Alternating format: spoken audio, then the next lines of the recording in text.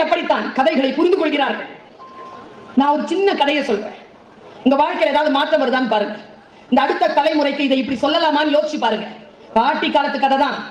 வாலருந்த நரி கேள்விப்பட்டிருக்கீங்களா? கதை, வாலருந்த நரி கதை. ஒரு நரி இருந்துச்சான். அது எப்போ பார்த்தாலும் போய் யாராவது ஏதாவது வாங்கி வச்சிருந்தாங்கன்னா உழைச்சி வச்சிருந்தா திரும்பி வந்துடும். திருட்டு நரி. அந்த குடியானவன் பார்த்துக்கிட்டே இருந்திருக்கான். ஒரு நாள் என்ன பண்ணிட்டான், கூண்டு வச்சு நரிய பிடிச்சிட்டான். இப்ப நரிய வெட்டி சாப்பிட முடியாது இல்ல, வளர்க்கவும் முடியாது. அதனால என்ன பண்ணிட்டான், அது வால் ரொம்ப அழகா இருக்கும், வாலை வெட்டி அமுச்சு விட்டான். நரி காட்டுக்கு போச்சு. அதுக்கு அவமானம் தாங்கல. வால் இருந்த நிறைய அதுக்கு வர்றதுக்கு விருப்பம் இல்லை. குட்டி குழந்தைங்க கதை இது. அதுக்கு விருப்பம் இல்லை.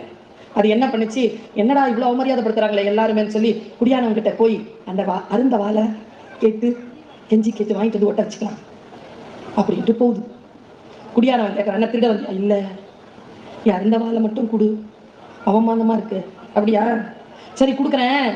என் மாடு அங்க நிக்குது, அதுக்கிட்ட ஒரு குவளை பால் மட்டும் வாங்கிட்டு வா தரேன்.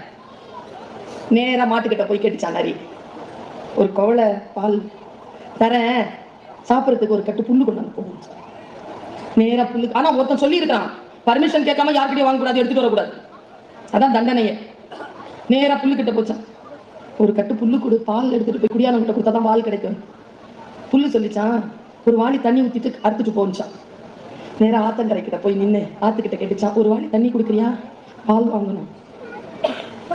என் கரை மண்ணு அரிச்சிருக்கு, ஒரு மூட்டை மண்ணு கொண்டாந்து போட்டுட்டு தண்ணி எடுத்துட்டு போச்சான். நேரா போய் வயல்ல ஒரு மூட்டை கொஞ்சம் மண்ணு கொடு, நான் போய் அங்க என் வால் வாங்கணும், கொடுத்துட்றேன்.